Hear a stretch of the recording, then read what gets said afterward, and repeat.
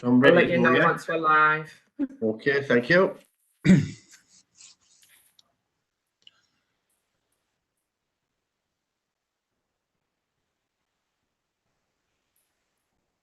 We're live now, Chair. Okay, thanks, Joe. Okay, I'd like to welcome everybody to this virtual meeting of the Economic Development, Environmental and Infrastructure Scrutiny Panel. Can I remind all participants that normal rules and procedure apply? For example, comments and questions need to be directed through the chair. As we are meeting virtual, proceedings may take slightly longer, so your patience is appreciated. While members of the public can view this meeting via YouTube Live, they will not be able to actively participate or comment on proceedings. As this meeting is being live streamed, can I remind all participants that their conduct should reflect this? My name is Councillor Mick Saunders and I'm chair of this. Can we go straight onto the agenda? Have we any apologies for absence? So, none received, thanks, Chair. okay. Is there any declarations of interest? No, we have none. Agenda item number 3, the minutes from the last meeting on the 24th of March. Can we all agree that they're still reading? Yeah, move them, Chair. Okay, thank you. Agenda item number 4, I'd like to welcome Chris Proctor. He is from Walton Forest Council and he's going to give us a presentation about the livable neighbourhoods. Over to you, Chris. Great, thank you. So sorry, Chris, just before you start, Chris, any questions after your presentation or, yep? Yeah, I'm sure there'll be some. That's fine. Yep, definitely. Okay, Chris, thank you. Okay, well, this is the acid test. I'm going to try and share. It worked earlier when we did a test. It probably won't now, as is always the case. So, fingers crossed.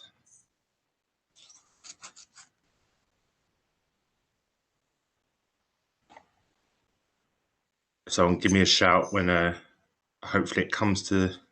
Yeah, it's just starting to share now, Chris, but we can't quite see it just yet. I'll let you know when it shows up. Thanks. Perfect. Thank you.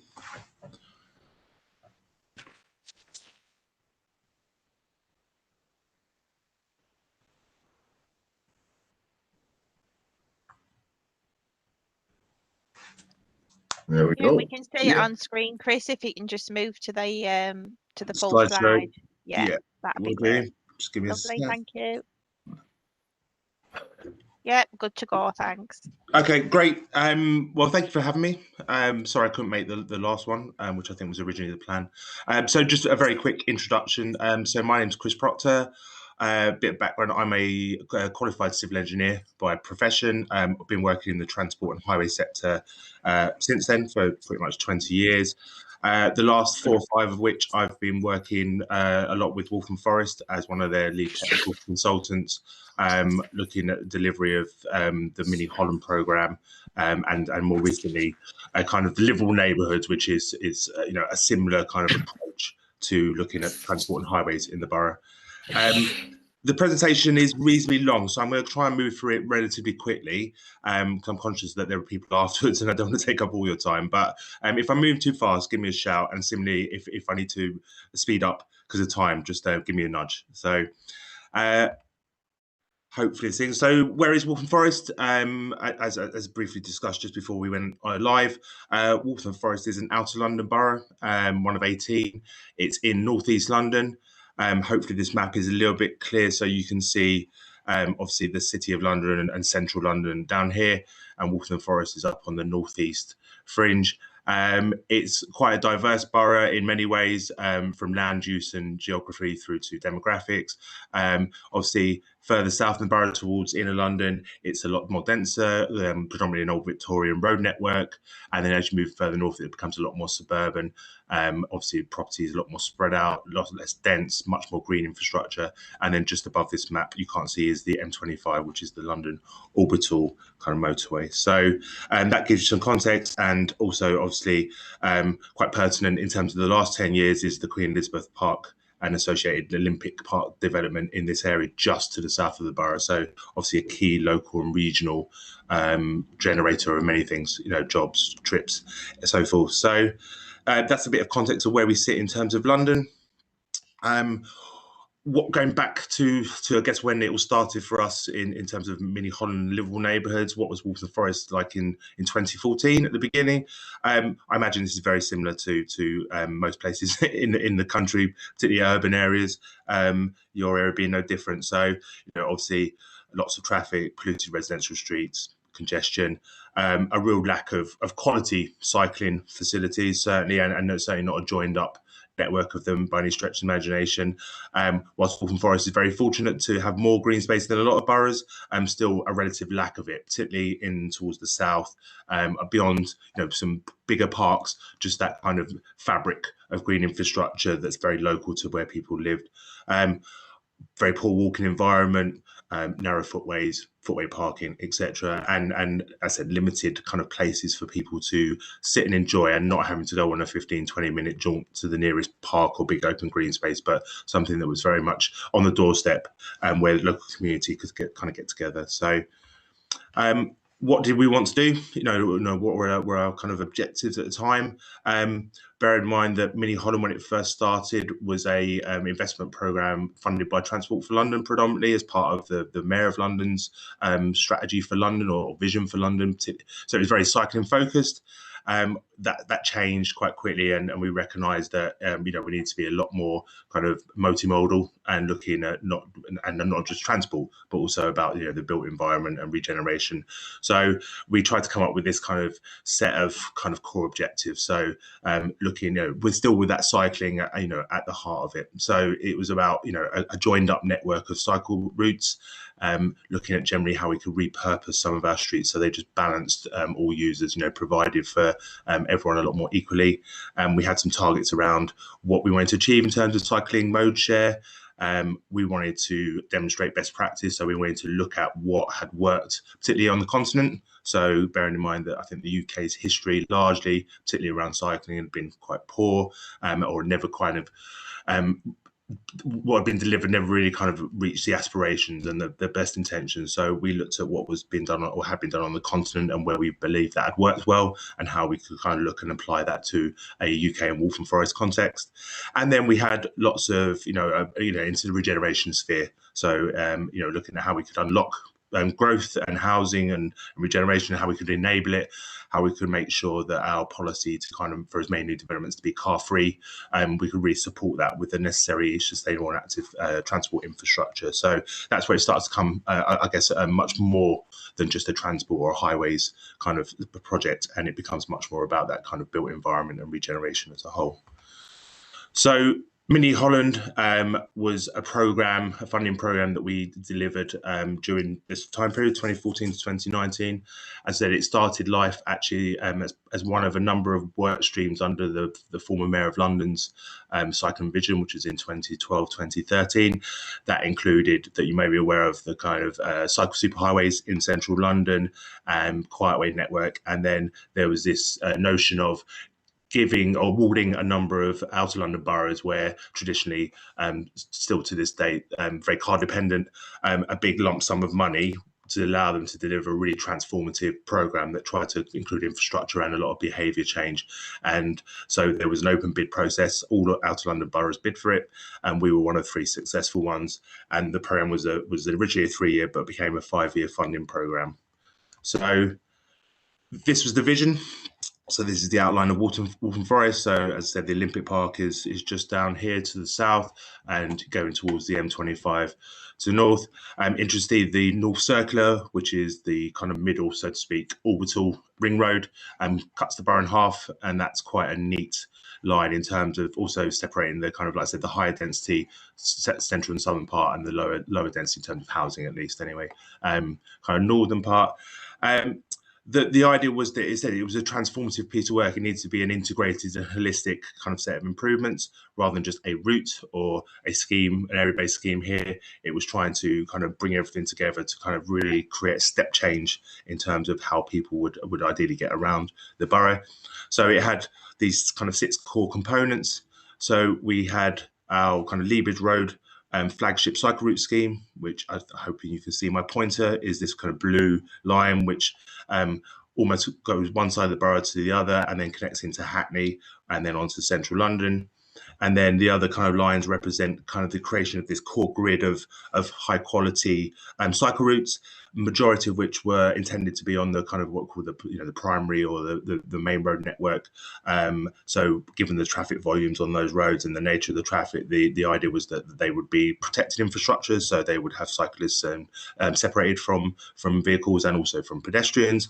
But also within this, the idea was to have that network also consisting of some quiet type routes, so using lower volume residential streets and also kind of parks and open space in other areas to kind of really build that skeletal network so that people could have maximum route choice. To complement that, around the borough's kind of metropolitan town centre, which is called Walton Central, which sits just here, we had these kind of local area-based schemes, and this was really about how we can make all the roads in these areas better for walking and cycling without necessarily having to put in lots of dedicated infrastructure. So not necessarily having to go down the route of lots of protected or segregated cycle lanes, lots of formal crossings. These were more about looking at traffic reduction, and if we could get the number of vehicles down so that it was predominantly residents and obviously associated trips, that every road in these areas would be very suitable for walking and cycling. And then you start to kind of have a mile square area where theoretically local trips could be done, on any road by people walking and cycling, really trying to reduce those local trips by car.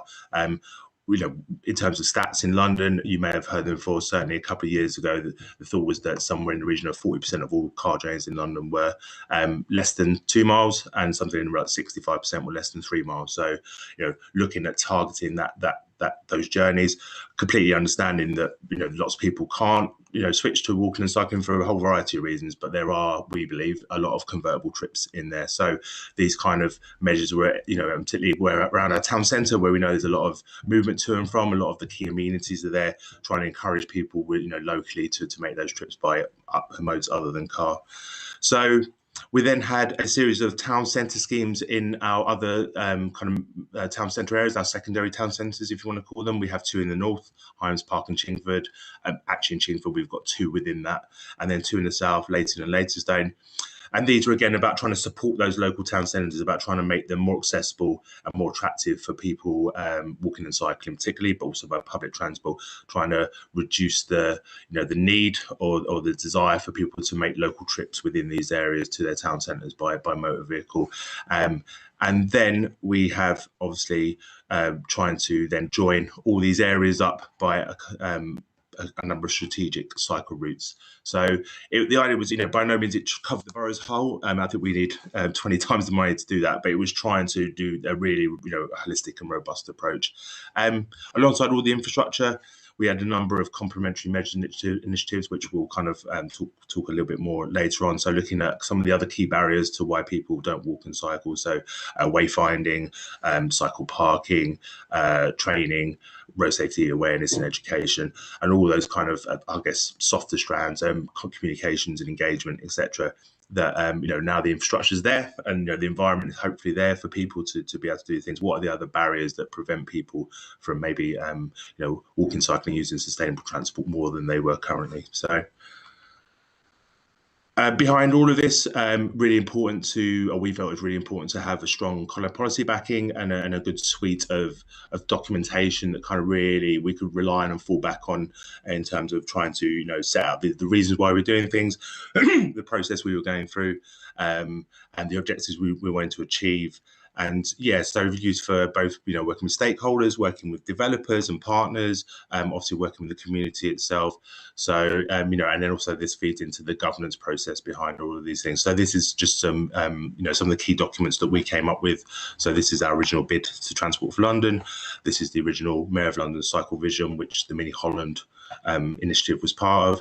And then we've got some documents that we created in Walton Forest, setting out our vision for where we wanted to be in 2020, which the Media Harm Programme was a huge part of getting there.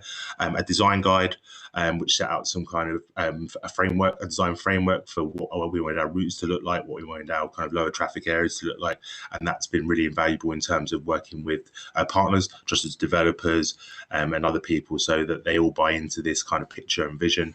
And then for every year, we've been publishing a annual cycling and walking account, which is really a snapshot of what we've delivered in the last year, both in terms of just that year and then cumulatively. So the latest one we're just in the process of finalising off, and it kind of tells you what we've done the last year, which has obviously been very different for many people with the pandemic, but then also what we've managed to achieve over the last 5-6 years, and some of the numbers are kind of shown a little bit later on.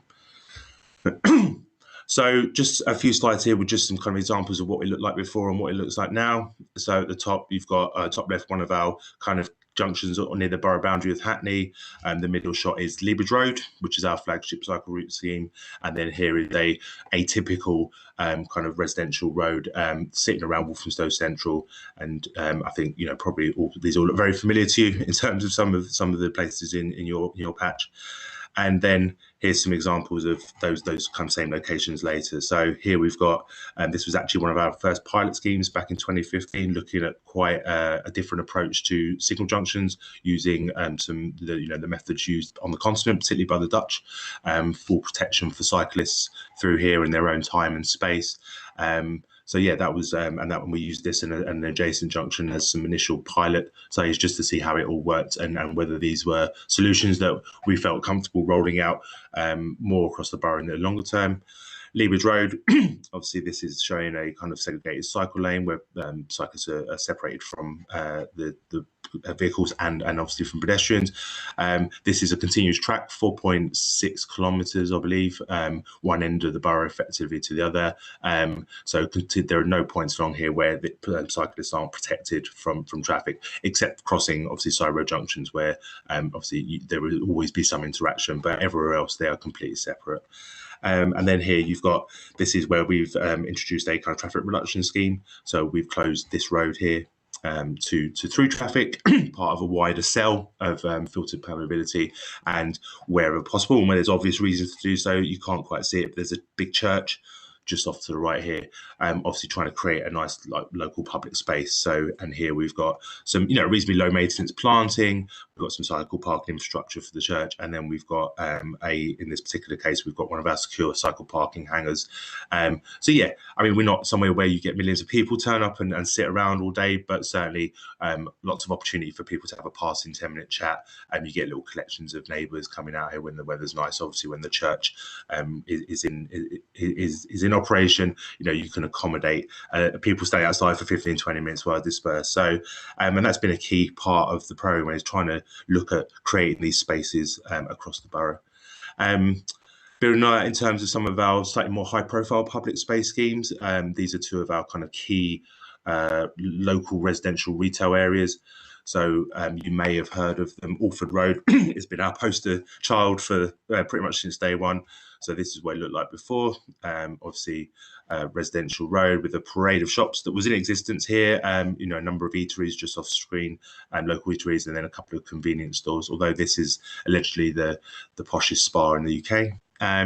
This is a junction just off here that you can see with obviously a little bit of green infrastructure already, and this is a separate project, Francis Road, which is the and this is the equivalent location. So here, you know, we close this road to through traffic between 10 a.m. and 10 p.m. That allowed, and we brought it down to one way, and that allowed us to kind of effectively really reduce the amount of space given over to the carriageway. There is a local hopper bus that runs through here, which is obviously exempt from restriction. And what that's allowed us to do is create a lot more space for those kind of hospitality businesses, which has allowed them to spill out a bit more. You know, you just have to go down here, particularly on a nice day, certainly. You know, it's just a throng of people walking around, whereas previously you had footway parking, you had people parking on the double yellows. It was generally quite congested, somewhere in the region of 3,500 to 4,000 vehicles a day going through here. Obviously quite a different environment. This is a square that's created, so this is actually the same location. We clutched up this road and significantly expanded this kind of square here. So you can see this big tree. That's this tree in the background. So the shot's kind of from down here looking back towards us. So this is a big public square that was created and is used regularly, although informally by the community. We've got some benches in there, but instances of local nurseries coming out, again, not so much in the last year, clearly, using it for impromptu lessons. We've had balls on here, which is probably quite obvious given the look of it. They have a Christmas tree gets put here in summer. They have carol concerts, etc. And this is Francis Road, which was a couple of years later. We used a similar blueprint, just on a bigger scale. Obviously different palette materials, but you can see the concept was quite similar. Both of these examples are within quite residential areas, but they're the kind of local heart of it. So they're a little parade of shops, and this one a mixture of some hospitality, but then obviously some convenience and a few other shops. But a similar approach, really trying to give back as much of the carriageway space as possible and give it over to pedestrians. And then obviously this particular scheme operates, the restricted hours are 10 until 8. So not quite as late because there's not quite the same nighttime economy as it was on Alford Road in terms of eateries, although that is starting to change. More local community spaces. So like I said, I mean, a big part of this is, you've got your big more grandiose schemes, your kind of page turners, your poster child. But for us, a lot of it was trying to work at a very local level, wherever we could almost, trying to give back a bit of space to people, that weren't driving, particularly outside schools. And this was also part of our engagement strategy and trying to encourage that kind of participation in the schemes, getting people involved. So we've got maybe 40, 50 examples now of these kind of smaller scale little public realm enhancements. And in the vast majority of cases, we try to really proactively work with the community, particularly around the kind of planting and the thing. And that in its turn is really positive for us because quite often it's allowed us to kind of get community involvement in the ongoing maintenance, which, we know as a council, we're not the best at those things. We don't necessarily always have the budgets available that we would like. So, having this community ownership, and support in terms of ongoing, general looking after these spaces is really helpful for us. So it's a win-win largely.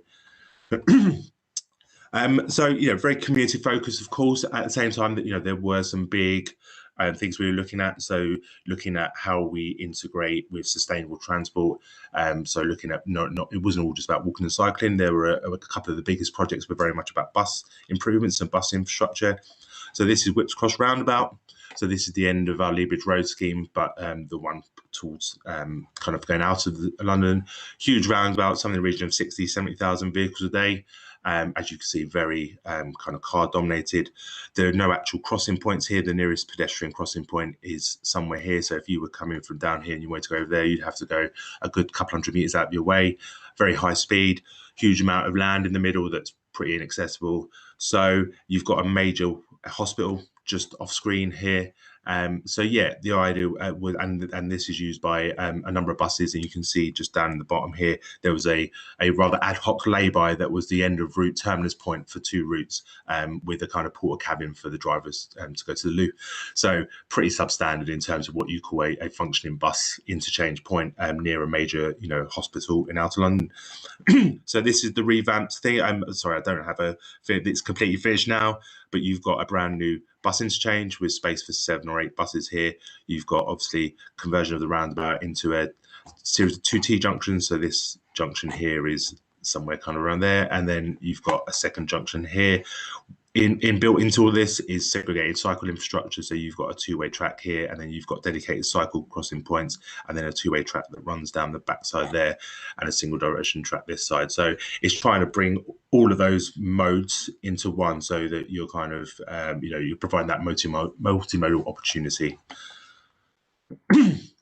So as well as the kind of traditional highway engineering or traffic engineering infrastructure, it was very much about the other barriers, as we talked about earlier, the other objectives. So cycle parking is a major one of those. As we know, kind of a lot of people state that as a barrier, somewhere secure to park both at home, but also at the destination, whether that be a workplace, a train station as part of a multimodal journey. And so these are just a couple of examples of some of the kind of key cycle parking infrastructure. Here you've got one of our hubs. This is our biggest one at Leighton Station, and we've got 7 of these all at underground or mainline stations. And the idea is that they cater for those multimodal journeys. People that maybe live a couple of miles away from a train station in the borough, they can cycle to there and obviously do their onward journey, possibly into central London for their daily commute. And also by virtue of them being generally at our train stations, they quite often are within some of our kind of local town centre areas. So they then also act as a kind of town centre parking solution for people that aren't necessarily going on to use the tube.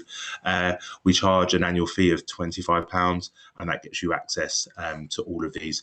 They're swipe card controlled, and they've got facilities in here for basic bike maintenance and a few other bits, and they've got a number of spaces allocated for adaptive bikes and cargo bikes, so trying to accommodate that growing market. Well, certainly we're seeing a lot more people using non-standard bikes for a variety of reasons. And then the other major component of our cycle parking program is the bread bins, as we call them, so the secure cycle parking hangars.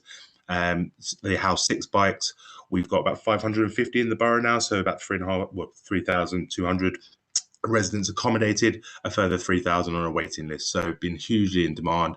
We can't keep up with the demand we have, but really, really positive. Again, a small fee of about £30 a year per space.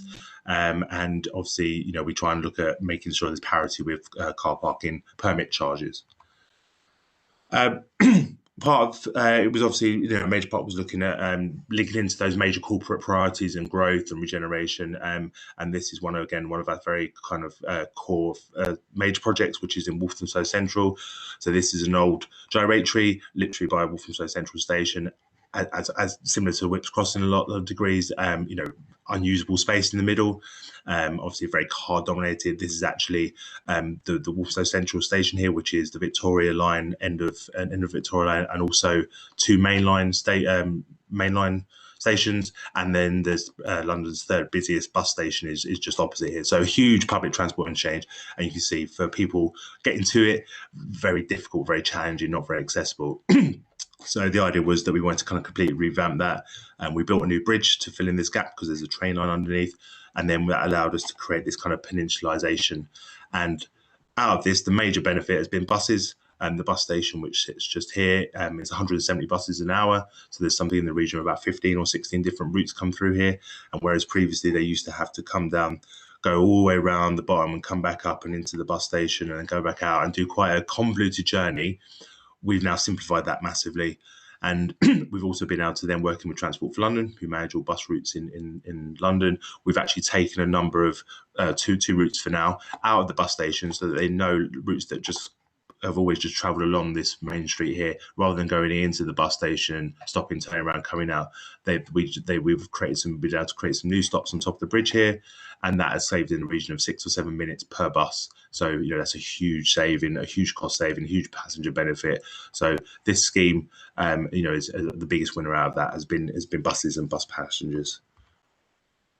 So then we've got back to the kind of behaviour change stuff again. So we talked a bit about cycle parking, which is probably one of our big programs within the behaviour change program, so to speak. So these are just a snapshot of some of the other kind of initiatives that we've looked to deliver alongside the infrastructure. So very much, some of this stuff a lot of boroughs, I'm sure yourselves, have been doing for a long time. Just continue to do that and maybe upscale it, and then trying some new stuff. So cycle skills training, lots of cycle maintenance, so teaching people how to maintain their own bikes, which we found is quite a big barrier for people. They're very reluctant to purchase a bike, or because they're concerned about their ability to maintain it in the long term. So running those courses, we're doing more and more work with all abilities. So we've got some specialist providers on board, we run monthly, or we were running monthly courses to try and encourage greater participation with some of those groups with protected characteristics. Working with schools, clearly a huge generator of traffic across the UK. So working with schools on their school travel plans is maybe the slightly softer approach. And then the last couple of years, really ramping up our school streets program, which is obviously a bit more about restricting traffic and those roads around schools, and trying to encourage that generator of traffic, trying to encourage people to walk and cycle those generally very short journeys to and from school rather than drive. We've got our community walking cycling fund, which is in its second or third iteration, where we've asked community groups or individuals that could bid for small amounts of money to support locally run initiatives that aimed at promoting walking and cycling.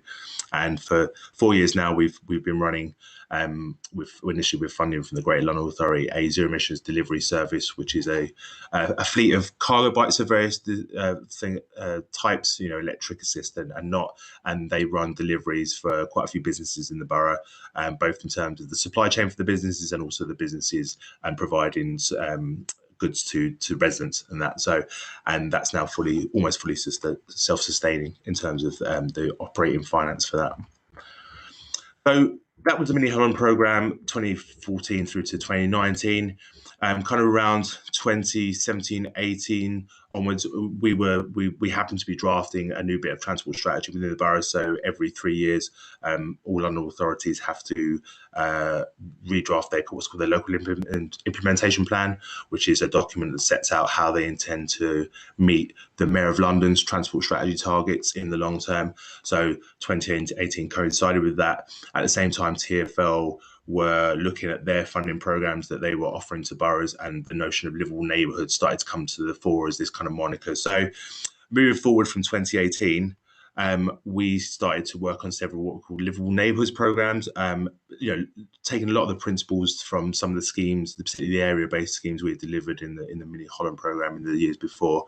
And so this next series of slides is just a very quick, probably more design overview of one of the first schemes that we've been working on, and we were just in the process to start delivery before the pandemic kicked in, and unfortunately funding opportunities have diminished substantially since then, so we haven't been able to deliver much. But this is the kind of the scope of the Copper Mill livable neighbourhood scheme, and then this slide tries to put it in context of the strategic development taking place in the borough, particularly that the reason why one of the drivers for prioritising this area was the key regeneration happening at sites in and around this part of the borough. So we've got some big development there. I mean, this is the Black Horse area with 2,500 new homes, Walthamstow with 2,000 homes, and Leabridge with slightly smaller. So a huge amount of new housing growth in this area, and looking at how we can make sure that we can support that growth sustainably. And here shows the context of how it linked in with the Mini Holland programme we've been delivering. So you can see that the flesh colours is all the areas that we'd kind of done investment in, and the red lines are the routes. So this was about bridging a strategic gap in our network, and just looking at how we then create those links and permeability, particularly into neighbouring Hackney, and this is the Lower Lee Valley down Stratford. So starting to look a little bit more about those kind of outer borough journeys. This is a bit of strategic design narrative. This area is quite interesting because it was three parts to it: very industrial in one part, wetlands up here, and residential. So it's a bit of a kind of amalgamation and trying to build a consistent design narrative across these areas, so that there was an area of consistency in the approach was quite interesting. Then this is ultimately the set of proposals that came out of it, and I appreciate this. These icons probably don't say too much, but I think just to give you a feeling of this is the scope of the area, and each of these icons represents an intervention of some description. So a lot of these are new crossings. The lines represent kind of areas where we've maybe got segregated cycle infrastructure. A number of these are where we've proposed kind of road closures to through traffic, and where possible made those public spaces. A number of these are walking improvements along some of the kind of busier main roads, and then we've got a major station here, so trying to look at the walking environment particularly around there. So just to give you a context, this is an area-based scheme with probably a collection of 40 or 50 individual interventions within it. And here's some graphics, from my design team that we were preparing for kind of community engagement sessions. So just to, try and move away from those kind of historic 2D engineering plans and try and do something a little bit more visual, a little bit more that people, that the public can maybe find accessible and easier to understand about what they're getting out of these things, that we're asking them to kind of provide their views and feedback on. This particular one, it was very close to Walthamstow wetlands, which is a huge kind of reservoir nature area. So obviously part of the design for us was looking at how we linked in with that particular land use, and how we could kind of bleed that through the scheme. And this is these weren't actually done as part of the scheme. This is some existing stuff in the area, but we're fortunate to have some very good local artists in the borough. And this was the original. this was the original timeline. And yeah, obviously this is a little bit got out the window. So, but yeah, this was to show the kind of the process we were going through over the last couple of years. And these are some future schemes that we were starting to, or have been starting to look at. This is just kind of about central boroughs. So this is the A406, the North Circular, and this is right down on the border with the Olympic Park. And then these are some kind of concept designs, and this is some metrics about how, again, how we try and prioritise certain areas. So this is about propensity to walk and cycle. So in London, TfL have done a huge amount of research and modelling around where the areas where people are more likely, there's more switchable trips, and then they've kind of got these neat graphics which we can all access to kind of help us prioritise areas. And then obviously, I think for you guys outside London, I think like the propensity to cycle tool from Leeds University is probably a similar tool for that kind of thing. What have we done? So this is a snapshot of the kind of the actual numbers. So we've delivered 40 kilometres of segregated cycle lane, 80 kind of road closures to through traffic motor filters, 160 continuous pavements, a significant number of kind of formal crossings of a variety of descriptions, lots of tree planting, and we've returned, quite a substantial bit of land back to the Corporation of London at Whipps Cross, back to Epping Forest. In the behaviour change sphere, I said we've delivered over 500 hangars. We've got over 500 spaces in our hubs. Significant amount of people trained, training. Lots of participation in some of our other behaviour change events, including obviously the Dr. Bite that we're servicing, etc. In terms of outcomes, this is some, economic benefits. I'll be honest, is one of the areas we've struggled a little bit locally to kind of get some really tangible numbers. There are a series of, over the last couple of years, more general kind of, work that's been done, case studies by various organisations about the economic benefit of public realm enhancements and, encouraging, improving things for walking and cycling. So these are a couple of documents from TfL and the GLA and one from New York. Locally, we've got good anecdotal data. We're doing some work now looking at vacancy rates in shops and how those have changed since our schemes, but we don't have any kind of really strong kind of data from businesses themselves about, their economic position. So that's something we are trying to look at a bit more, but it's proved difficult for a number of reasons. In terms of some of the other outcomes, this is a review we did of our very first kind of village scheme, which is our first kind of main traffic reduction scheme in the Walthamstow area. So it did attract a lot of public attention at the time. There was a lot of positivity about the scheme, but there were a lot of concern about the scheme as well. And so because it was our first scheme, we committed to a big review once it had kind of settled in. And so that included a lot of data collection and around to understand the impacts of the scheme, but also a huge resident and business survey to kind of get that kind of more perceptual and qualitative feedback. So these are a couple of slides, just some key outputs from that. This slide is about the actual reduction in vehicle numbers on a number of the streets within the area. This is not every street, but generally gives a good feel for the kind of levels of traffic reduction we were seeing. On average, it was about 45-50% reduction in traffic on roads within the area. As part of the kind of resident kind of questionnaire, we asked about their change in active travel, and you see we've got some kind of nice increases in reported walking and cycle use. We asked lots of questions about how people felt the area was in terms of appearance and the public realm, and then we asked people about how likely they were to visit the area and how much they used local amenities. And largely, we saw some very positive trends around that, particularly from the visitor survey, which showed some really, really positive results. And then we asked, I suppose, the $1 million question, and we asked, what would people change, if anything?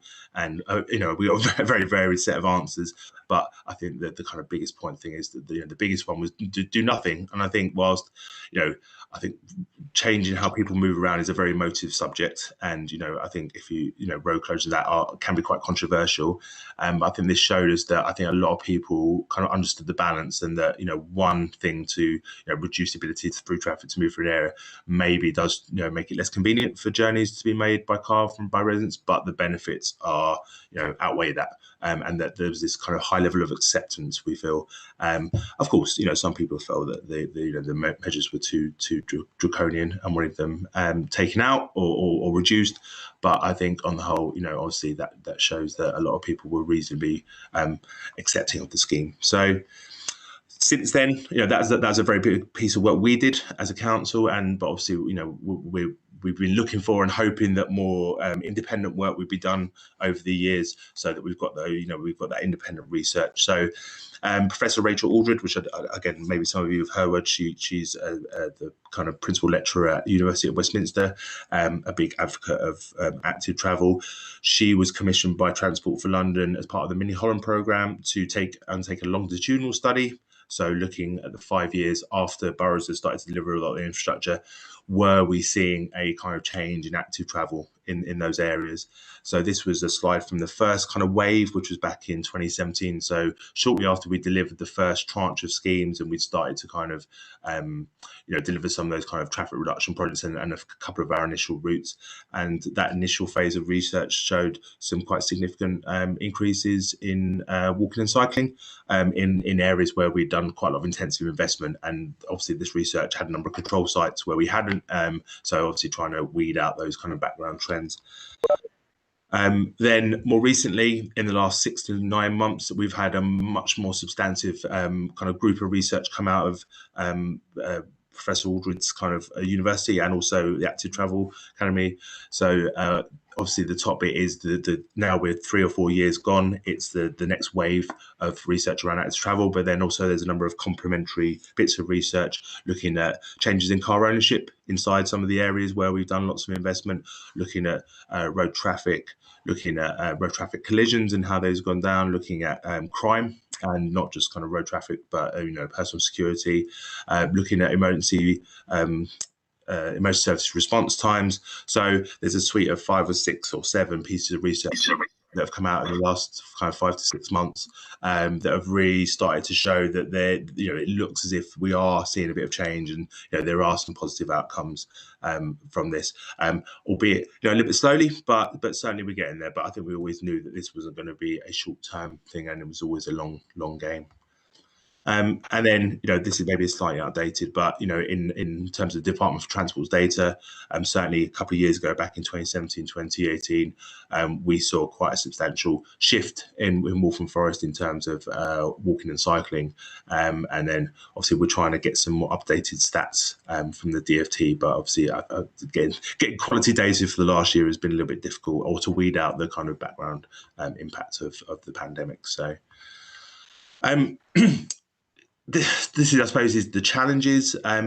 This slide is probably quite focused on the kind of key challenges in terms of community. There are other challenges in terms of delivering what we've done, more technical to do with project delivery. Transport for London are a huge player in London. They operate bus services, they manage all traffic signals. So, when we're delivering a lot of these projects that potentially have an impact on those types of infrastructure, even though TfL are giving us the money in one hand, we have to work with different parts of their business to kind of get agreement on schemes, and very rarely does everyone see eye to eye. So there's lots of challenges there. There's lots of interdependencies between the projects. Some of the key ones, Leabridge Road and the Gyratory, there was big bridge building works involved, and they had to happen first before the surface level infrastructure thing, and so any delays or challenge or problems there obviously had a significant impact on the scheme. But this one, I suppose, is particularly in the context of the last year, where obviously low traffic neighbourhoods, as they're now called, have become very, very much in the public eye, and also the pop-up cycle routes are very much the kind of COVID response. So again, this slide is some of the key issues that we've experienced since day one in terms of some of the community concerns, and rightly so. It is change, and some of these concerns are certainly very valid. So yeah, I mean, these are big ones. There will be more, of course. And then how we're trying our best to overcome a lot of these challenges and to obviously deliver the schemes that we envisage. So of course, at the very top is we've been extremely fortunate at Waltham Forest to have very, very strong political leadership. And I think that slide there is the cabinet member for environment, and this is the opening of that first scheme in Alford Road, which I think hopefully everyone agrees is a rather attractive looking street now, Tree Line Street. But this was the opening of that scheme. and it was a mob of people, and you could see the placards, what people were comparing the scheme to at the time. So yeah, strong political leadership. Without that, I think we would have maybe not been in the place we are.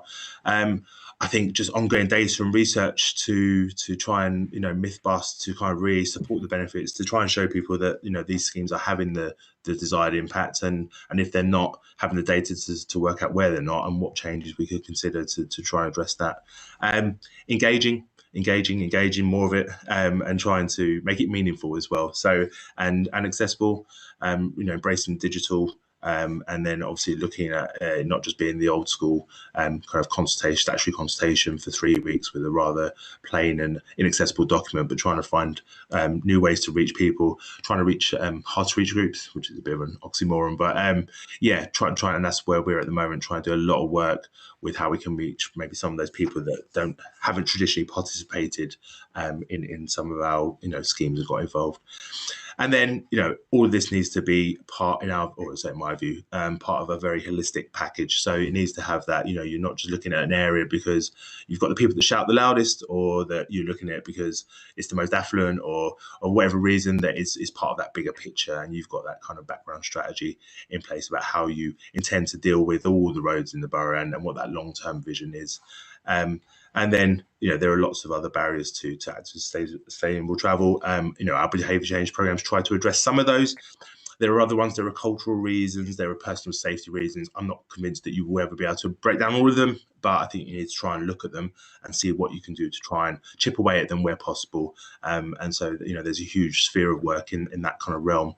And ultimately, I again personally think that those public realm, that kind of improving the local area, that's what a lot of people can buy into. There's a lot of people that probably sit on the fence around whether they feel changes to the road network are positive or negative, or it may inconvenience them or thing. But most people care desperately about their local streets and their local neighborhood and that, and making that look better and feel safer to walk around. I think embedding that into the schemes is a really key thing, and possibly over the last kind of year, maybe that's some of the issues with some of the pandemics, the changes introduced as part of the pandemic, because they've been very interim in nature and very they haven't been able to achieve that kind of improvement at place, and maybe that's kind of not a downfall is the right word, of course, but maybe that's been a bit lacking. So and these graphs are just showing the kind of, from the bit of research around emergency London Fire Brigade response times in Walton Forest in around some of our low traffic neighbourhood areas, just to show that as part of the myth busting, that it's not always what it seems. So, and that is it. I think I will get rid of that.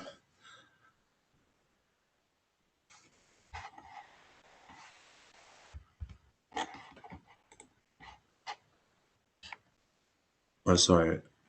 Are you on mute there, Councillor Saunders? Yeah, I am sorry about that. Yeah, Chris, thanks very much for that. I can see a number of hands up. So, what a fascinating presentation that was. Obviously, it's a massive place. Right, we'll take. I'm going from top to bottom, so we'll take Councillor Fairness first, please. Thank you, Chair. Thanks, Chris, for that. It was really good. Something like everything that you've obviously done as a council, as an area, is exactly what I want to do with Middlesbrough. Right. Okay. And it's something that I've been pushing for as well. Okay. And it's sort of great to see. Obviously, you started how many years ago? 5 years ago or so now. Yeah. And if I was progressing and seeing the pictures of the changes, and yeah, I would have liked to have, like, say, more data on the business side of it, because we've got a scheme coming forward soon, and it's a bit of pushback, and local businesses are saying they don't like it because they might lose parking spaces, might be footfall. Yeah. And I think I've seen other countries and other councils that have done that, and they do have the data to say actually footfall increases for certain types of businesses in those areas with both, like cycle lanes or wider pedestrian areas. I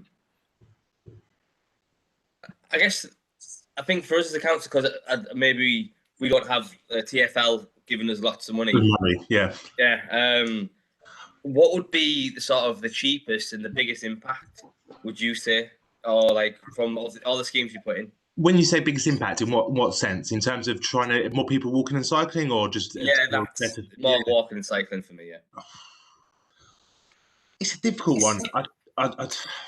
Part of me thinks the routes, because that's where we've seen the biggest measurable increases. So yeah, we have collected a bucket load of data. We have. There's a few areas where we should have got more baseline data. So like you said, footfall in some of these little local retail areas. That's the one thing we didn't collect before a scheme. So there's no point collecting it afterwards if you've got nothing to baseline it against. But we did get a huge amount of data. I think in terms of just seeing the movement of people, some of our segregated cycle lanes, Leibridge Road, we've seen volumes double, if not go up, and now on a good day, number of people cycling on Leibridge Road is 15% of the general traffic. So we've got 20,000 vehicles a day, and we've got, almost getting towards 3,000, 4,000 cyclists a day. So that's really good. In terms of sense of kind of place and improvement, I'll defer to our we do a lot of presentations with our cycle campaign and other groups, the area-based schemes where we've kind of created those kind of areas where it's very low traffic, and within those you've created a number of public spaces, and quite often there is a little central core street with the local shops, and we've done some real that's been the centerpiece and re-improvement. In terms of community improvements, I think that's where a lot of people feel the major benefits have been, in terms of just improving their local area. So I think it's a little bit different depending on what the kind of the target is, or what we mean. So I think it gets back to maybe that overarching holistic thing of trying to do all of these things together. You then pick off the different bits, if that makes sense. So yeah, thank you. Yeah, I think the idea of like low traffic neighborhoods, the idea of like you said, making pocket parks, or there's certain areas in my ward where it's quite a green ward, but there's just street houses, just terrace houses all the way along, and people use it as a rat run to cut through, and there's a lot of schools, and I do like those ideas of like segregating it off and making pocket parks in areas and giving people like more spaces to congregate and like socialize and see it. And I think definitely. I mean, we've done a number of those projects, and you try and look at where your local amenities, where people tend to congregate. Outside schools is obviously a big one. So some of our closures we try to locate in and around schools, and that links into the school trip. We know, certainly in Walton Forest, 25% of the traffic in the peak hour in the morning and afternoon was associated with the school run. We did estimates of 8,000 vehicles on the road due to that. So chipping away at that is a huge big thing. So yeah, it's trying to do that alignment and recognising, for certain places in the borough, and as I said, we are a very green borough relatively. It's a 15-20 minute walk to the nearest substantial park or green space. So if you can create some little local ones that just give those people that are not able to or willing to make those journeys something, a bit of community cohesion as well. So yeah, definitely. Thanks. Okay, Councillor. I'm aware there's quite a number of hands here. So Councillor Walker, please. Thank you, Chair, and thanks, Chris. That was a really good presentation. No worries. As much as we all moan about how much money that London gets, actually, in this case, I think it's quite a good thing, because you guys can experiment and then we can see what the outcome is. The guinea pigs. It's difficult because we're talking about, I think, like a long-term shift in society away from low-carbon transport, into things like cycling, and I think more people are taking it up. Speaking for myself, I cycled from one part of Middlesbrough to pretty much not even Middlesbrough. I cycled to Redcar to get to my office.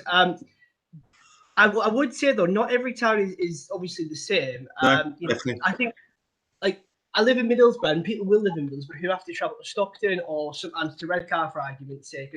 And if you were to think about London, like, if you lived in one part of London, obviously worked in another part of London, you have got the tube infrastructure network, which is so expensive. You couldn't just have that across the country. Of course, I understand that, but the availability of different transport methods is much better in London than it is anywhere else in the country.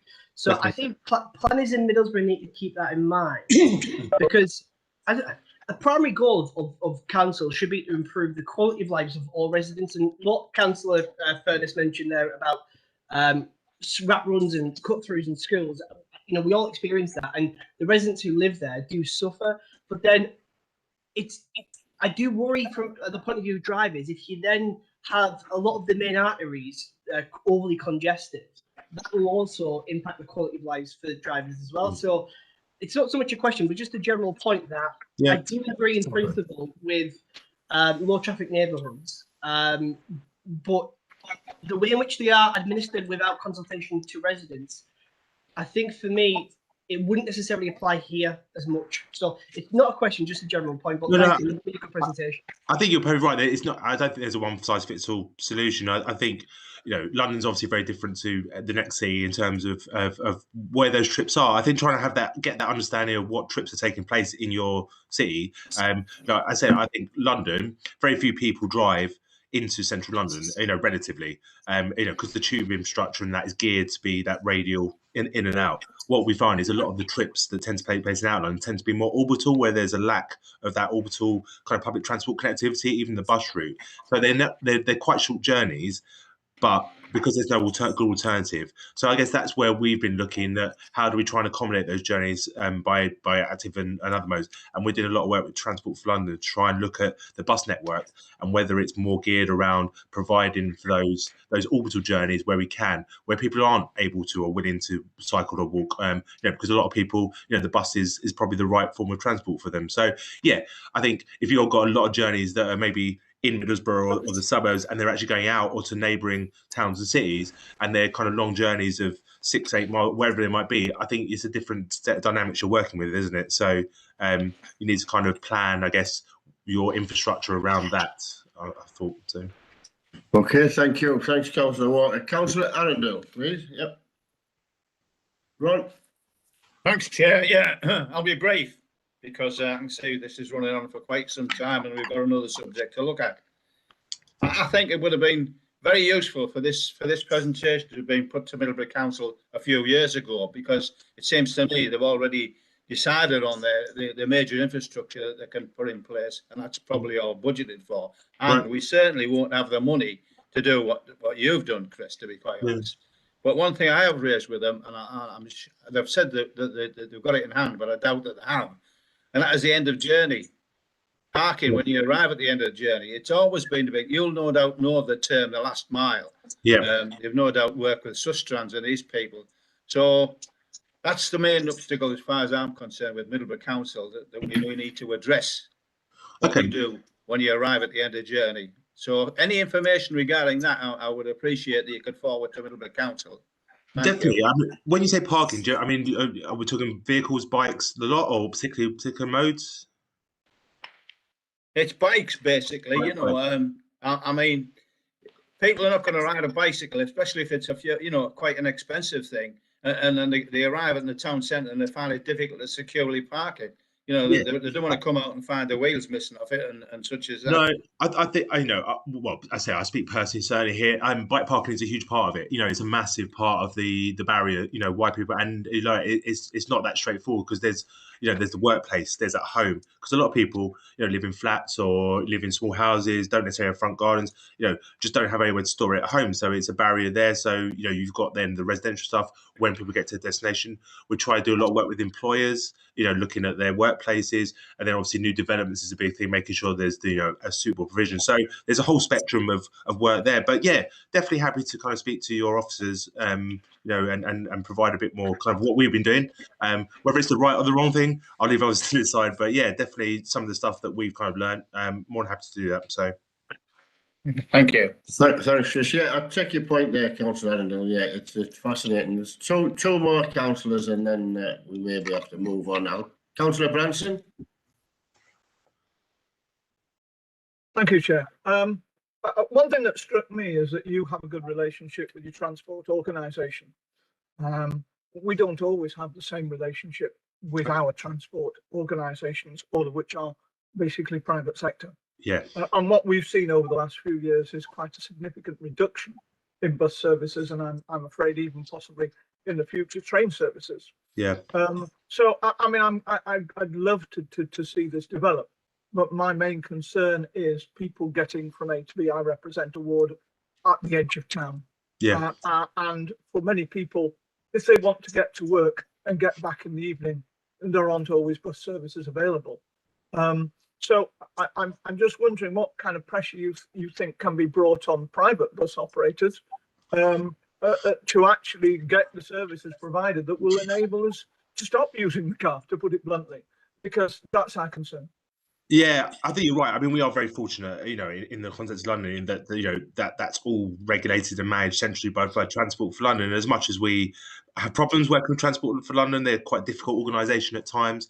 That side of things, that public transport offer is very much managed and thing. And of course, we'd want changes here and there, but as a base service, it's great. So I do appreciate and understand some of the issues you face. Whether the kind of latest, the central government with their bus. New kind of direction on buses, whether that will yield something, a bit more of a kind of an objective and a stick to kind of work with some of these companies. I don't know. I haven't read up as much on it as I probably should have by now. It's something I want to do, but yeah, I don't know really. I said my experience is largely in London, so I'm probably not the best person to kind of have much detailed knowledge on bus services outside the capital, really. Okay, thank you. Okay, Councillor Brown, thanks. Councillor Coop, you take what that. Yeah, thanks, Chair. Yeah, thanks for that, Chris. It was very interesting to see how a concept can be delivered to and brought forward. Obviously, you have the great advantage of London transport there, has been pointed out. My family came from London, so right. I know they come from South London, but when they used to come up here, they used to think what a marvellous area we had because you were out in the country in no time at all. And they said, well, it's not quite the same in London, etc. So we do have some advantages here, but looking at your scheme, it does look fantastic, and it looks like you've really thought about it. But as has always been pointed out here, the residents, if you block someone's street off, you'll have 50 and things. Where we're going to park our cars and things. So it's got to be thought about, and public transport, cycling, absolutely vital, and the future obviously is that more than anything. But persuading someone not to drive half a mile to pick the kids up to school is very, very difficult. It's education rather than forcing someone to do it. But we are looking as a council in schemes. One of our main roads into Middlesbrough, Linthorpe Road, we're looking at that. We're looking at various other things. So we are starting to do it, but as was pointed out, we've not got the resources of Transport for London. We've not got that, but we've got to take the people along with us. Definitely. We've also got to look at a scheme which is suitable.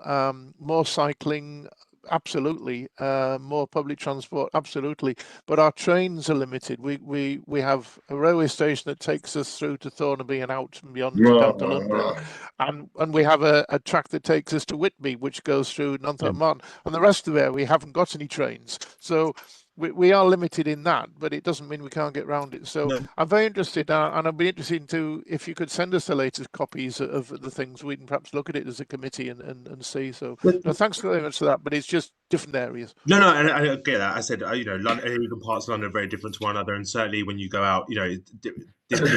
So there's no way to say this has worked for us, and therefore it will work for everyone. It's to say, I think there's some principles maybe we could take from it. I think infinitely better what the movements that take place in your area, what the trips the residents take, and maybe that lends itself to one, more about routes and provide some high quality routes that are direct in and out or to key centres, rather than looking at area-based traffic reduction type schemes, which you feel that may not be necessarily most appropriate.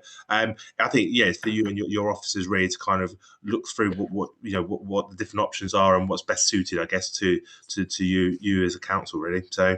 But yeah, more than happy to send some links to Susan and co of our kind of website where we've got a lot of information, and I can send through some specific documents, particularly around our walking and cycling account, which has got a bit of a snapshot each year of what we've done. And then more than happy to kind of, if everyone's got any follow-up inquiries, happy to answer those by email or whatever. So that's brilliant, Chris. Okay, can I just take this opportunity to thank you very much, Chris, for that very fascinating presentation. And as you're aware, you could talk all afternoon about this subject. It's brilliant. No, great. Well, thanks very much for your time. No worries. Well, thank you for having me, and enjoy the rest of your day. Same to you, Chris. Thanks very much for that. Bye now. Bye. Thank you, Chris. Okay. Thanks very much for that. Right, so we go on to agenda item number 5 now. We have Richard Oreman, who's going to give us a review on the Middlehaven Master Plan. Are you there, Richard? Oh, I am, Chair, yeah. I believe Steve Fletcher's here as well, is he, yeah? Steve's here. Next here, yeah. Yep, Steve's here to answer any difficult questions. Okay, well, I'll hand it over to you two then. Okay, I'll try and share my screen, but that again means I can barely see anybody. So if anybody wants at any point and ask a question, just do that. Do you want questions at the end of it? I think that'll be best suited. Do you think? Yeah. That's fine. But if somebody wants to clarify something, by Yeah. all, Okay. Okay, give Richard. us a Yeah. shout. Okay. Okay. Just try and get this on.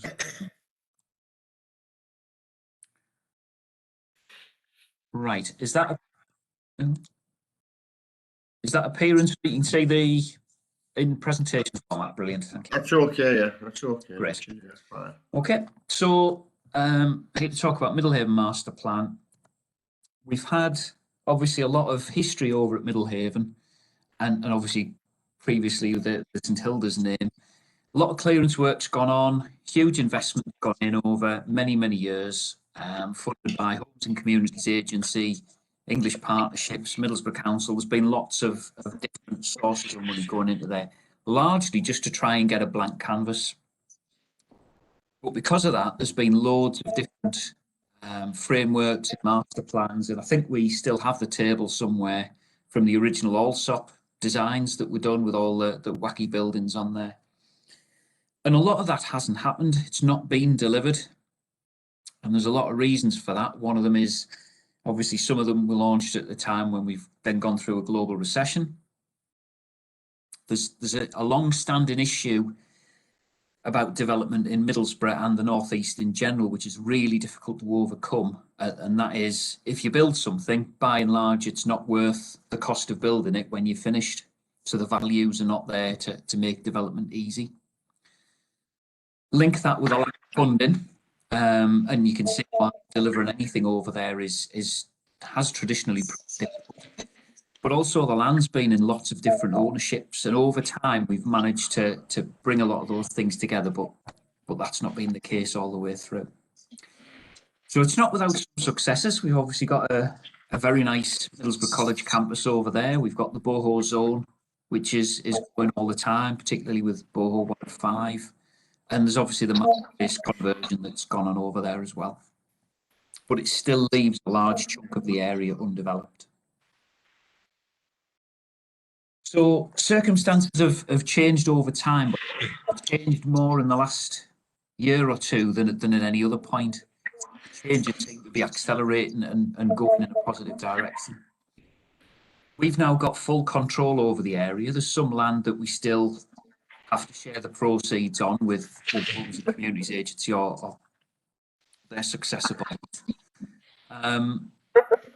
But we can largely do what we need to do at Middlehaven under our own steam. In terms of funding, we've been very successful in bringing external funding in for Middlehaven. It's a very easy sell to funders because it's a blank canvas. And we've managed to secure nearly 30 million through Combined Authority for various projects there. We've got a large chunk of our Towns Fund programme focused on Middlehaven. And we've secured recently 7.9 million of Brownfield Housing Fund to spend at Middlehaven, preparing sites. But the funding issue is a lot easier now because of all of that grant money coming in. But equally, the market opportunities have changed. There is a shift that the Mayor has driven about moving towards more urban living, which obviously makes potential opportunities at Middlehaven easier to deliver. There's a lot more interest in commercial development than there has been previously, both through the growth of the digital sector, but also through other types of sectors as well. And then there's been a big increase in the education requirements over there. Obviously, as the college has expanded, we've got secondary school wanting to be there. So it's, again, developing a bit of an education cluster. But we've also brought on board a partner in BCEI, who are one of the world's biggest construction companies, but they're also a funder and a developer themselves. And they're dealing with a number of massive projects at things like Manchester Airport, and have brought a degree of expertise that we just couldn't ever potentially have in-house, and also would struggle to get locally as well through other developers. So having them on board allows us to look a little bit further into the distance, and hopefully bring some of these things forward with a bit more certainty than we've been able to in the past. So in terms of the need for a master plan, there's quite often a bit of fatigue about master plans because everywhere's got one. Lots of places have had 2 or 3, and people say, well, nothing happened with the last one, so why are we doing another one?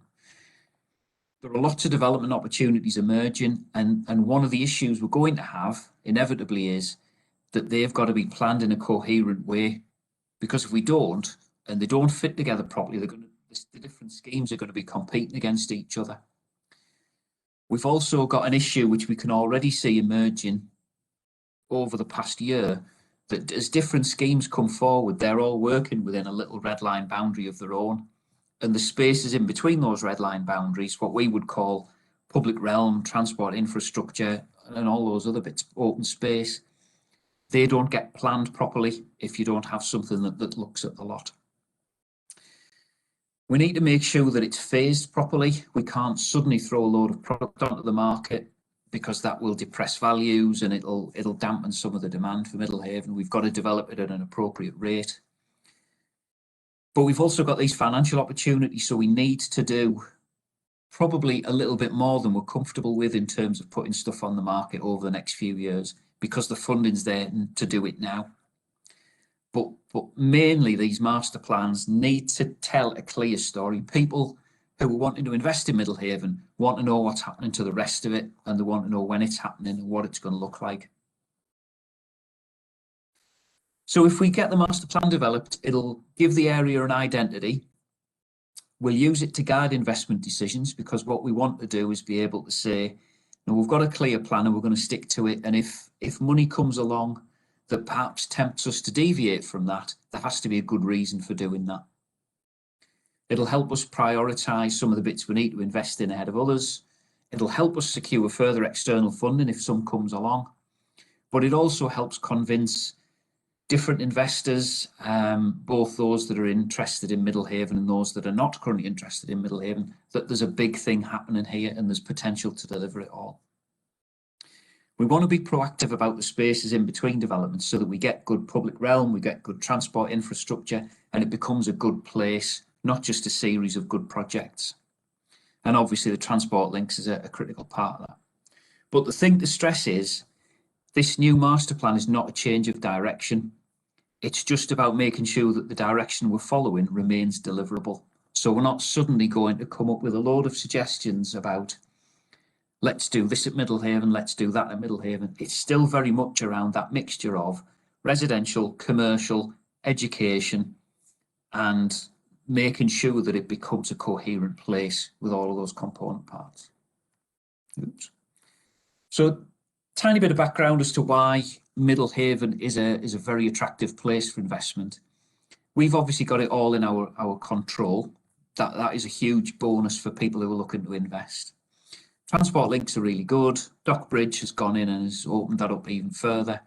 The A19, A66 and direct London trains are a good selling point. But it's so close to the town centre. The issue that we've got to get over is it's closer to the town centre than it feels. So if you stood in the town centre, because of the A66 and the rail bridge, Middlehaven feels a long way away. And conversely, if you stood in Middlehaven, the town centre can feel a long way away, but it isn't. We need to get across that. The digital sector is growing rapidly, and we need the master plan to accommodate that growth. And as I said, it's about mixing commercial, educational and residential in the right proportions. So this is the red line that we're looking at. This is what we class as Middlehaven. And it obviously stretches back from the railway line to the industrial stuff that's still there, but across to the east it encompasses the college campus, the land around the dock, and the little bit of land that we call Shepherdson Way over by the football ground. Now the master plan will look at what happens within that red line, but it also has to look at how it connects to everything that's outside of that red line, because obviously we've got the rest of the boho zone sits outside of that red line, but that bit's already developed. So in terms of how we take it forward, that's the focus. Now we don't We don't have a good few months to get developed.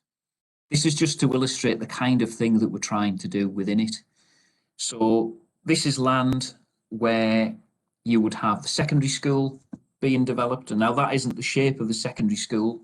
That's an indicative shape that we're using to enable the master planning to take place. And then it looks at how some of the housing developments are going to sit, and then we need to try and work on the spaces in between and try and draw, I guess, the common themes of design, so that things that are happening in different sites have a, there's probably technical terms for this, but look as though they were planned together. So that's the kind of illustration of the level of detail plan-wise that it'll go down to, although there will also be a lot of description in the document about the kind of materials we want to see used, the way we want the transport infrastructure to flow between the different bits. So in terms of current progress, we've got to the point with Boho 8, which is 10,000 square foot of new modular space for digital companies, where that development's finished. Demand for it is very high, so we know we're going to need more. We're just finishing some of the paving works outside of it at the moment. Bowhouse North, which is 13's second Bowhouse development there, 40 new live-work properties. That should be concluded in May. That's just getting the finishing touches applied to it now. And we've got the Boho Bright Ideas scheme, which was, if I just flick back, the bit in the western side of that diagram there. That's 60 homes and apartments for families and young professionals. That's going on site pretty much as we speak. They'll probably be doing site works already on there. So we've got things that are happening prior to the master plan being developed. So again, we're not starting with a blank sheet of paper. It's how we integrate all these things together. But when you look at the list of what's to come that we're already aware of and already working on, there's lots that it needs to take into account fairly quickly.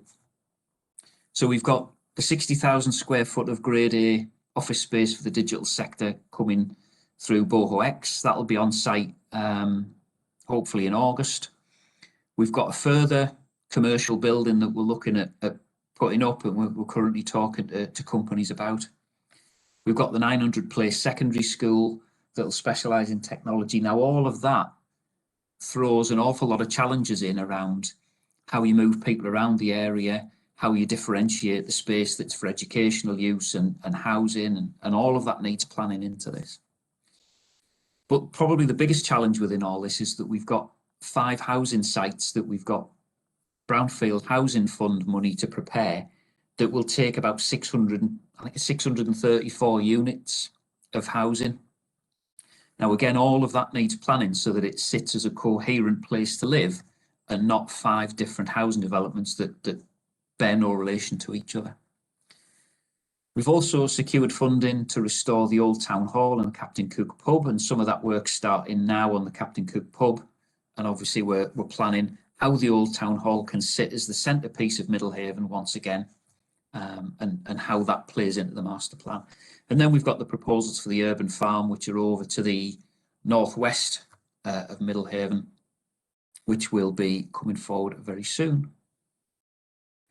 So in terms of next steps, we know roughly what's going to happen on every piece of land behind where the Boho zone is, and whether it's going to be residential, whether it's going to be commercial, the bit where the school's going to go, because all of those red lines are already kind of agreed. But we also need to look through this master plan at what the future phases of Middlehaven are going to be. So what will the dockside living offer be? What are we going to do about green energy, and how do we plan that into the infrastructure for the whole of that Middlehaven area, rather than every time somebody brings a building forward suggesting we put solar panels on it. There's got to be a wider approach to that, which the master plan's picking up. Now, we expect to have the master plan available within the next few months, certainly in draft form, and we'll be taking that through executive in the summer. And that then will allow us to crack on with some of these developments, but within the right context, and making sure that we get all those finer points of design and infrastructure properly built into the individual proposals. And that should be that. So if I stop sharing, I can obviously put that back on if anybody wants to look at particular bits of that, but I can take any questions, Chair.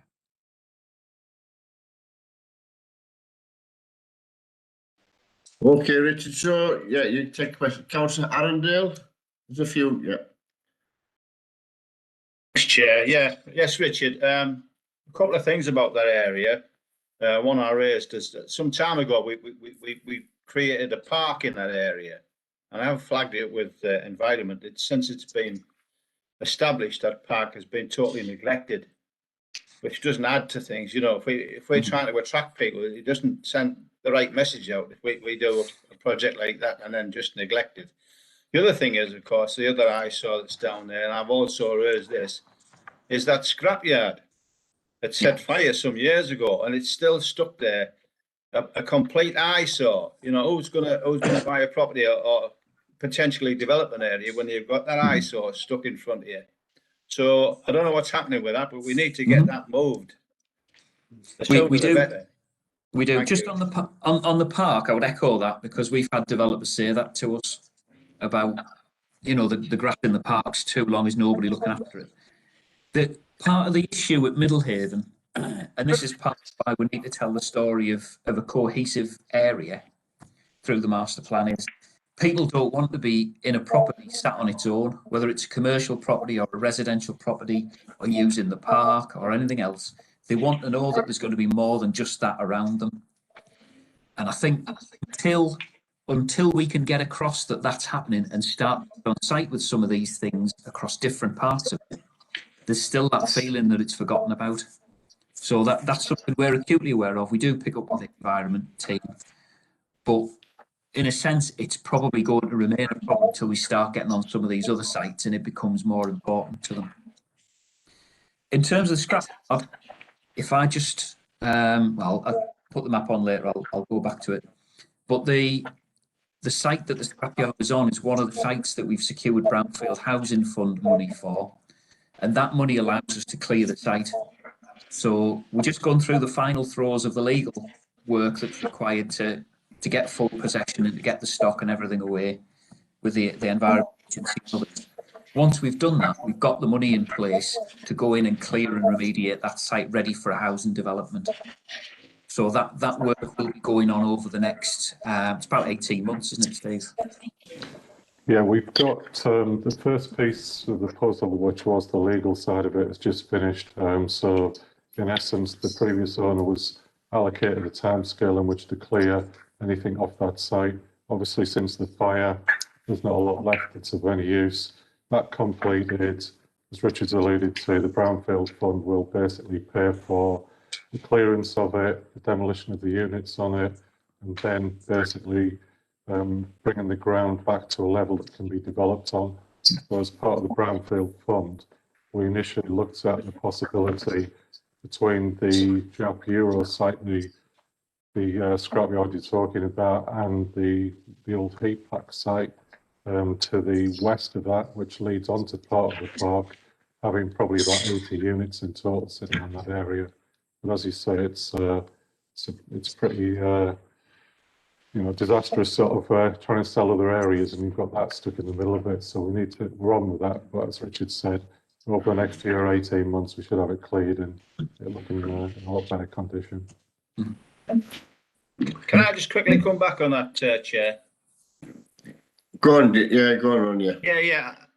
Steve, are you trying to say that the scrapyard, that guy was told he had to clear that site within a certain, and now we are having to pay to clear it since it was set on fire? So as I understand it, I haven't been dealing with the legal side. It's another one of the service areas, but pretty much the cost of clearance, I believe, is covered by the scrap materials on site. And as I understand it, there's a possibility that any additional cost for clearing that scrap material would go back to the previous owner. So I don't, I just don't like the sound of us having to pay for tidying somebody else's mess up. It just doesn't sit right with me at all. That when he originally had the obligation to sort it out. The other thing is, regards Richard's comment about places being deserted. I did say about the urban pioneers. I feel sorry for those people. They had the courage to start that scheme and have stuck with it. And you did right to say that. I've said that they must feel they've been deserted by Middlesbrough Council because they've been stuck on their own there for years. The park in front of them, apart from a bit of grass in front of them directly, has been neglected. So I think we need to help those people. It's wrong that they should feel that way, that they're being deserted. They haven't come to me and said that, but I'm sure that's the way they feel. Thank you. And that's and just to flag that's where the first development is going around their property. So that will help, but it's been a long time in coming. Okay, Councillor Cope. Yes, thanks, Chair. Thanks for the presentation, Richard. I mean, I was based over at Riverside Park from the early 80s up till 2000 plus. And I saw the area just run down and run down and run down. And there's been scheme after scheme after scheme after scheme. And everything is now starting to build up. And we've got some great plans. I just hope we can deliver them. Because as Councillor Arundel just said, the scrapyard, it does seem to be going on and on. So there's some great schemes. I've seen lots of plans, and I'm very glad to see that the town hall, because that's one of my pet subjects, is going to be put in use. I know it's not going to be instant, and the same with the Captain Cook. But I just hope we do deliver this time, because there's been all sorts of promises over the years. We just haven't delivered. It's a great site. It's cleared now. It's taken a lot of doing. And it should be a flagship. You've got a good college there. You're going to have a good school there. You're going to have housing there. You're going to have industry, everything there. How confident are you you're going to be able to do that within the next 5 years? Thank you, Chair. I have to say very confident, because the money is in place for a lot of it, and we're under a huge amount of pressure to spend that money within a set time because of the different funds that it's come to us through. Have all got very pressing timescales attached to them. So Steve and the team are working flat out to try and get all of the necessary steps in place now, which obviously the master plan is one of them, so that we can get contracts let, because we're under pressure to get that money out of the door and to get the outputs starting to happen on site. So I think in the past it's been very much the case of there's a plan, we'll go and find some money and we'll hope to do X, Y, and Z. We're getting to the point where we are contractually obligated now to deliver X, Y, and Z by a particular date. So very confident, but it's very challenging. Okay. Well, thanks, Richard. Councillor Branson. Thank you, Chair. Two issues I think that come up at Middlehaven, which I think we need to be looking at. One is to make sure that we have a good transport system there, that we have a bus service that goes round in a circular. The other, and I know it's a little bit more difficult to arrange, is shops, because if you don't have, that's a long way, still a long way to be able to get to a shop, and that means that people, if they don't have transport, are going to have cars, and then you're going to have the problem of congestion and all that kind of thing. So I don't know how easy that is to do, and I realise all of these things run together, but I'm assuming that's something that we're thinking about when we're looking at the Middlehaven plan, because I think it's a good plan. I'm glad we are building houses back in Middlehaven, and I wish it all the best, but I think there are things we've got to tackle to make sure it works properly. Thanks. Thank you. They are key factors in the plan. We do have effectively an infrastructure plan for Middlehaven that will sit as part of that, which does look at bus routes, cycle routes, walking routes, and is aimed at being a little bit more, I suppose, a bit more like what you've seen from Walton Forest in terms of being built around people's ability to move around without a car. The difficulty, as I'm sure you appreciate, is whenever we then look at a commercial building there, whoever's looking at it wants 200 car parking spaces for their staff, which is always a difficult balance. It's a little bit similar with the retail stuff as well, because the town centre is very close by, but people will want ancillary retail, they will want small shops, and they will be built into some of these proposals. The other bit that's proving a challenge at the moment, just in terms of how we address it, is things like electric vehicle charging. Because the type of houses they are, people are not necessarily going to have a parking space on their drive. So that makes owning an electric vehicle, which we would encourage, and we'd expect the kind of people who would buy the kind of house that we're looking at for Middlehaven to be more minded to do that as time goes on. But we need to find ways of doing that when their car, if they own one, is not necessarily parked outside their house. So we've got a lot of those issues to wrestle with. Thanks, Richard. Thanks, Councillor Branson. Councillor Lewis? Thank you, Chair. Hi, Richard. Hiya. Is there any interest in the area that was earmarked for the snow centre? Excuse me. Sure. It's not mention of the snow centre that makes me cough. It's something else.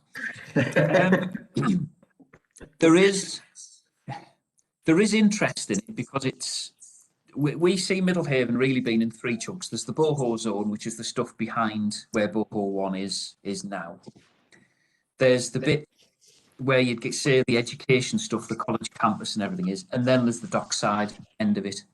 The dockside end of it is always going to be the most attractive to people wanting to live, wanting higher end offices and that kind of thing. But we don't want to develop that part of it necessarily first. So we're trying to go around from the Boho zone through the educational bit to the dockside stuff. That said, if a big proposal comes forward, and the one that we've obviously talked about previously is a government relocation. If a government relocation came along, which clearly at the moment it isn't, that would be an ideal place for that because it offers the kind of environment that we would struggle to offer anywhere else in Tees Valley. So there is interest in it. It will be planned in as part of the master plan, but I think that's probably more of a late phase now, unless some specific development comes along.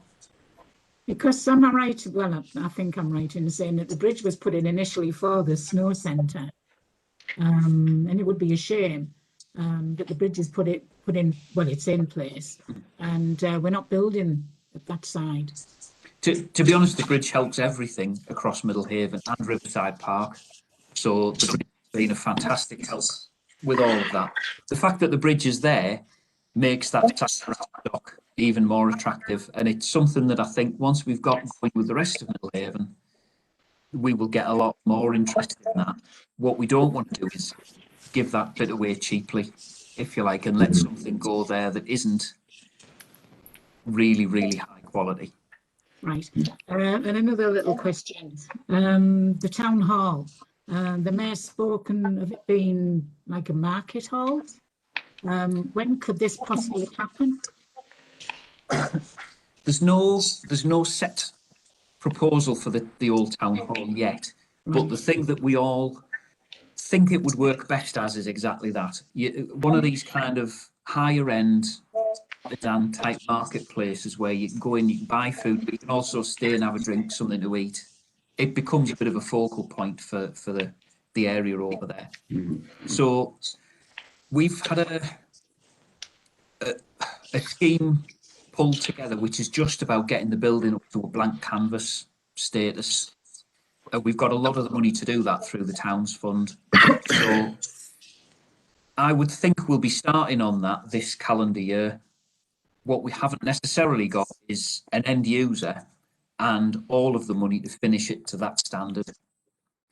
So it's the sort of thing, very similar position to the Captain Cook, except the Captain Cook we're already starting on.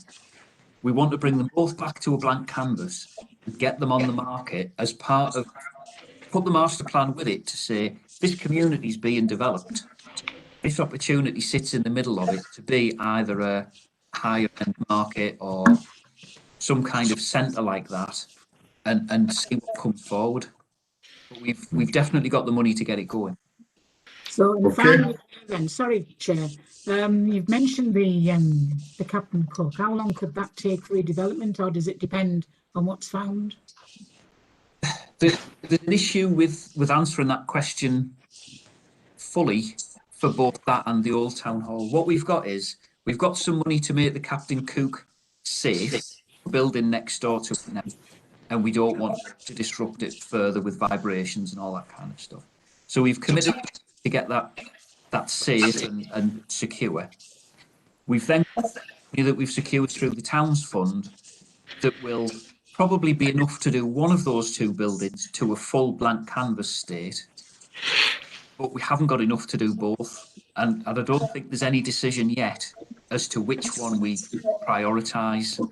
So I think to some extent we'll say that this calendar year we'll be making progress on both, but I don't know which one will take further than the other. We might end up having to wait till it's gone out to the market to see which one's most interest and what for before finishing one of them off. So it's likely that there'll be work on both of them this calendar year. It's probably unlikely that they'll both be finished this calendar year. Okay, so that's it. Okay, and Councillor Hubbard. Thanks, Chair. I'd really like to welcome these plans and say well done to the officers. It's first time I've seen a plan over there that looks actually achievable. We all remember the toast and the sugar cube, and like Richard has nightmares over the snow centre. We still have nightmares over that, I suppose. There's only three things I think that I hope will be addressed over there.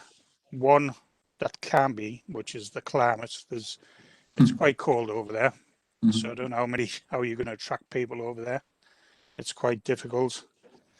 The second one is there's contaminated land over there, which needs to be addressed, and I would think that would cost awful lot of money to sort out, especially near the Finger Docks. And also it's the fact that the water level, we're building on a floodplain, which I think the officers know about as well.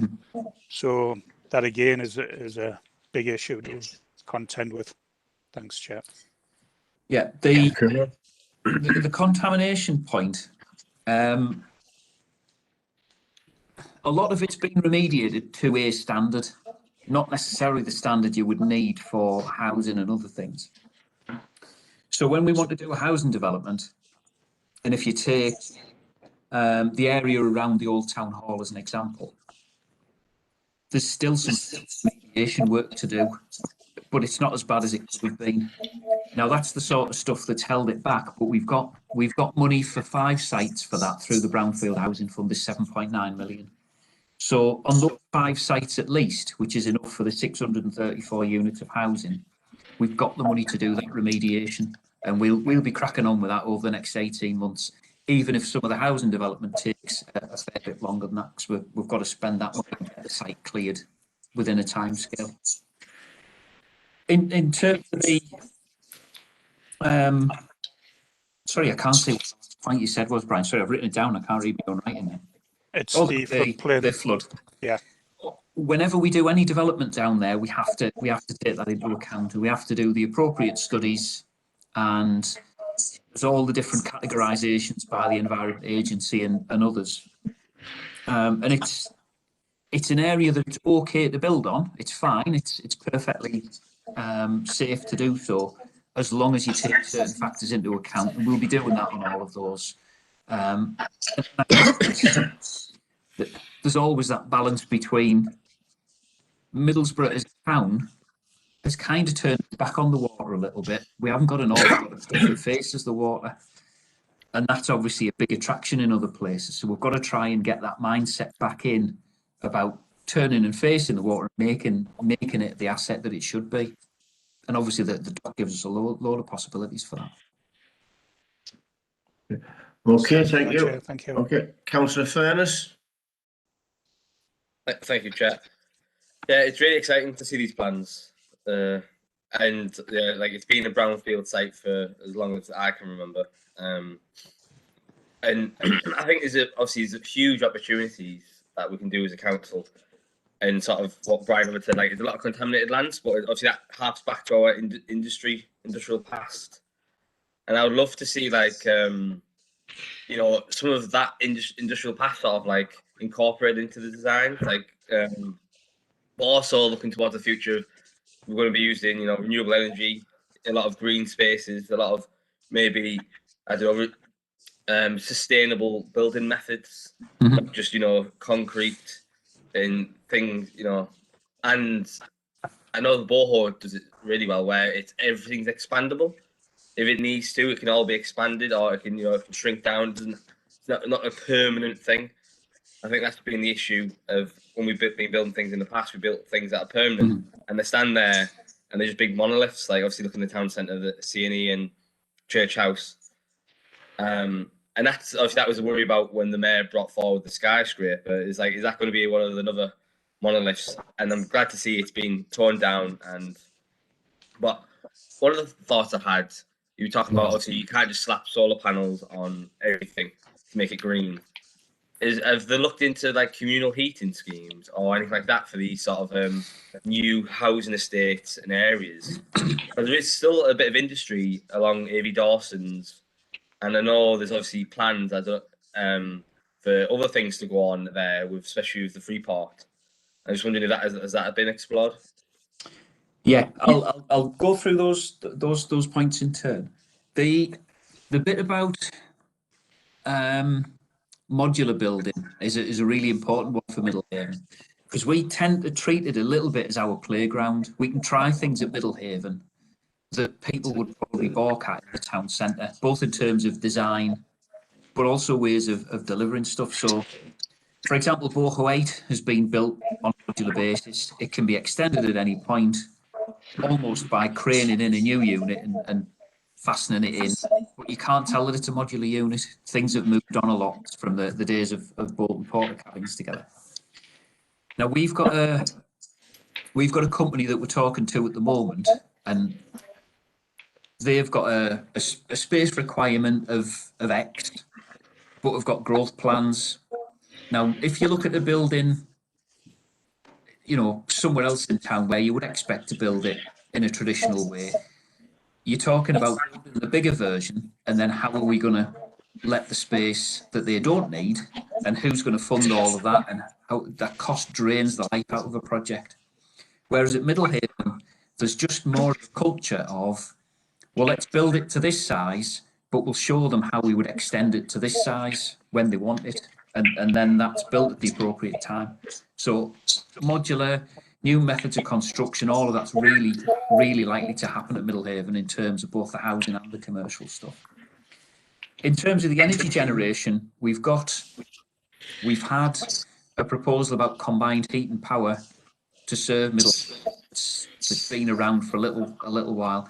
I don't think that particular one will go forward, but something similar might at some point. But we're also looking at the potential for energy generation from the water.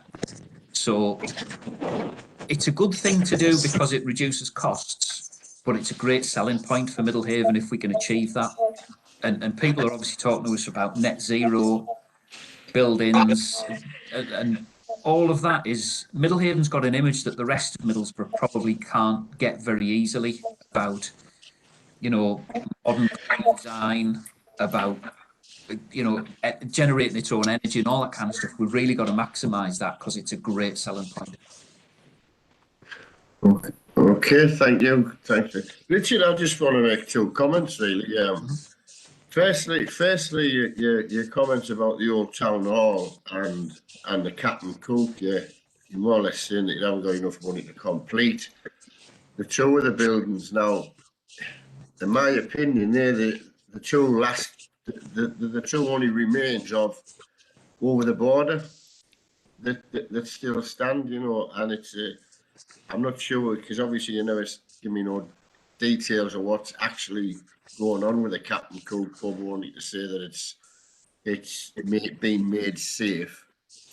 I mean, apparently there was 101 pubs in the over the borders heyday, and that's the only one, or the building that's left. You know, I really think that it could be some sort of a museum of the past, really, but that's just my opinion. And just another comment about the residential premises. I don't know if people might remember, there was an estate called Tower Green over there years ago that was built on you know, promises, and they were nice houses, but unfortunately, people started buying them, and landlords rented them out, and it became a no-go zone. I'd hate to think that we could go back to that. So I'm not sure whether houses are private or rent. I know some of them are 13. I only hope they scrutinise the residents who they get to look after them properties. I don't know what your thoughts are on that, Richard. Yeah, just to pick up that last point first, what we're aiming for over there is a mixture of sale and rent. Now, what we don't want to do is create a large social housing estate, because obviously that brings with it some issues. The kind of people we're trying to attract would be the people who would pay higher rents for a nicer environment, and obviously that then comes with lettings policies and qualification requirements and all of that kind of stuff. But what we're keen to avoid is just a sole rented area. We want people to buy their own homes as well in there. So we want everything from kind of your commercial higher end renters through to homeowners and everything in between in terms of the shared ownership stuff. Just to stress that we're not currently involved in any units over there that are in any great volume. So there's the stuff that we're doing that's going on site at the moment, we've got housing associations involved in. And when it's those lower numbers, it's a lot easier to do really good lettings policies and get all of that stuff right. And 13 have done a brilliant job of that in their own house developments. So we want to see that continue. And I think that works best if you bite it off in small chunks with different housing associations, rather than say, right, there's 300 units, fill them, because then they get less selective, I guess. Going back to the heritage bit, we haven't got the money to complete the job on both of them at the same time, but we may not need to. So if we go out to the market to say, there's two buildings here, and I'm making numbers up now just to illustrate, they're both going to cost £1.5 million to bring up to a blank canvas where you would expect to walk into it and locate your business. If that's a total of 3 million required and we've only got 2 million, what we want to be able to say is we've got some of the money, and it depends on the proposal as to which one we'll finish first, but some of them might not need that blank canvas standard. Some of them might have completely different requirements. So what I'd rather do is do a bit of the work and then go out to the market, rather than do all of the work on one and go out to the market and find we didn't need to do all of it.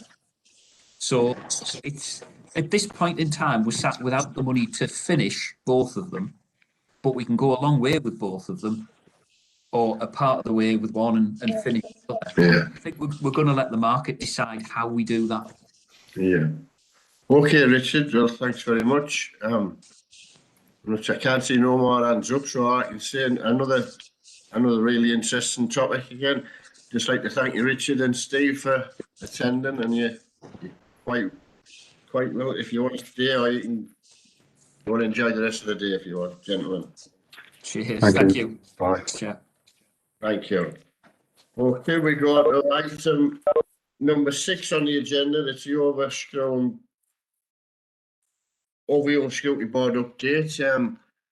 Just give you a brief update there. It was held on the 8th of April. The Chief Executive and the Director of Public Health was in attendance, just to give you an update in respect of the Council's response to COVID-19.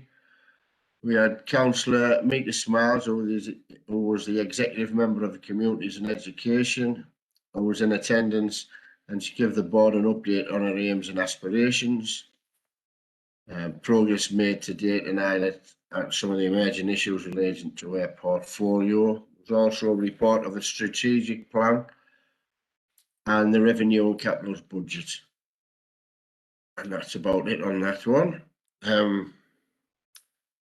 And finally, that's it. Any other urgent items? I don't think we've got any. I'd just like to say on that point that as this is the last meeting from the EDIE, yes, until after the AGM. I'd just like to thank all the members who attended and contributed to all the topics we discussed over the 2 years. I've been very interested. And I'd just like to thank the directors and the managers also who attended to give the presentations and the updates, and not forgetting the two pest control operatives, Andy and Darren, who gave the panel insight to the day-to-day workings of the pest control team and the fantastic job they do. And lastly, but not least, I'd like to thank Susan for the help and the support which she's given me over 2 years, because, well, a new chair, I suppose, as well. But and also not forgetting our fellow officers who work behind the scenes to make this virtual meetings possible. And I'd just like to close this meeting and enjoy the rest of the day, gentlemen and ladies. Bye-bye. Thank you. Bye now. Thanks, Chair. Thank you.